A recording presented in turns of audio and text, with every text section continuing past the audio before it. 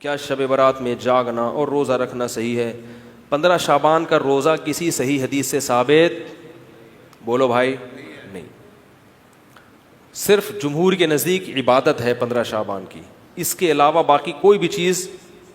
میرا اس پر بہت ڈیٹیل میں بیان ہے, یوٹیوب پہ سرچ کریں وہ بیان آ جائے گا. میسج ٹی وی والوں نے ایک انٹرویو لیا تھا اس پہ, اس میں نے دلائل سے ثابت کیا ہے, پوری مدلل بحث کی ہے کہ نہ اس رات میں قبرستان جانا چاہیے, نہ اس رات میں حلوے پکانے چاہیے, نہ اس رات میں الگ سے کوئی نہانا دھونا چاہیے, نہ اگلے دن کا روزہ رکھنا سنت ہے, نہ پٹاخوں کی کوئی حیثیت ہے. سمجھ رہے ہو؟ اب مجھے پتہ ہے جو گالیاں آنے والی ہیں یوٹیوب پہ, چلو کوئی بات نہیں, اس کو بھی انجوائے کرتے ہیں.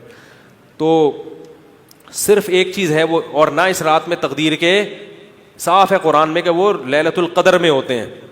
علامہ ابن تیمیہ رحمہ اللہ نے لکھا ہے کہ لیلۃ القدر کی اہمیت کو گھٹانے کے لیے بھی اس رات کو بہت زیادہ اہمیت دی گئی ہے.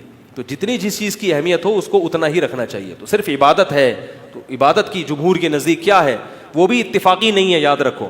جمہور کا مذہب بہرحال یہی ہے کہ اس رات کو عبادت کرنی چاہیے, اس کی فضیلت دوسری راتوں کی نسبت زیادہ ہے. آج کسی صاحب کا فون آیا کہ ہماری والدہ کا معمول رہا ہے اس رات کو دیگیں پکا کے تقسیم کرنے کا. اب والدہ مرحومہ دنیا سے چلی گئی, اب ہم چاہتے ہیں. میں نے کہا نہیں پکائیں. کہہ رہے کیا دیگ پکانے میں لوگوں کو, غریبوں کو کھانے کھلانے میں کیا حرج ہے, اس میں کون سی پابندی ہے؟ میں نے کہا پھر آج کھلا دیں, کل کھلا دیں, کیا خیال ہے؟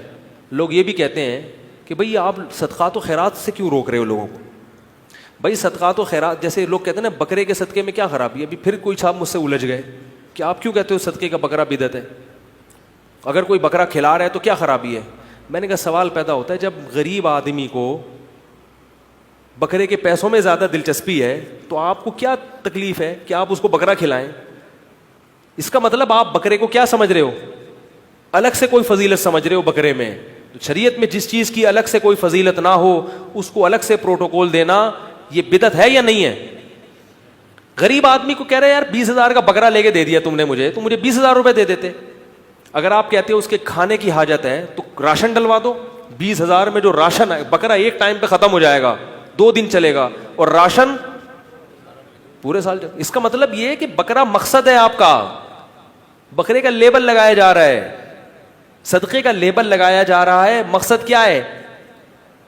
ارے بھائی, تو اس لیے وہ کہنے لگے کہ میں 15 شعبان کو چاہتا ہوں غریبوں میں دیگ تقسیم کروں, تو صدقے میں حرج کیا ہے؟ میں نے کہا بالکل کوئی حرج نہیں ہے, لہذا کل دیگ آپ تقسیم کر دیں. اگر آج لیٹ ہو گئے تو کل کر دیں. کہہ رہے نہیں کل نہیں, میں 15 کو کروں گا. میں نے کہا اس کا مطلب ہے کہ صدقہ اصل نہیں ہے, 15 شعبان کو اس طریقے سے منانا اصل ہے. تو جب شریعت میں نہیں ہے تو آپ کیوں اس رات کو صدقے کے حوالے سے پروٹوکول دے رہے ہو؟ جب نہیں ہے اس میں, کسی صحابی نے نہیں یہ کام کیا, اس رات کو دیگیں پکائی ہوں یا نہائے دھوئے ہوں یا کھانا کھلایا لوگوں کو. جو کام کرنے کا آؤ چپکے سے مسجد میں کسی کونے میں کھڑے ہو کر عبادت کرو یا اپنے گھر میں جا کے. ممکن ہے آپ کہیں کہ صدقہ بھی تو عبادت ہے, تو چپکے سے کسی غریب کو دے دو نا پیسے. کیا خیال ہے؟ جتنے پیسے دیگ میں خرچ ہوں گے تو بھائی چپکے سے کسی غریب کو جا کے دے دو. تو تہواروں میں کھلایا پلایا جاتا ہے. میں نے کہا عید کے دن کھلائیں, آپ لوگوں کو تہوار ہے, بقرعید میں کھلائیں, صحیح ہے نا, افطاری میں لوگوں کو کھلائیں, یہ کھلانے کا موقع ہے.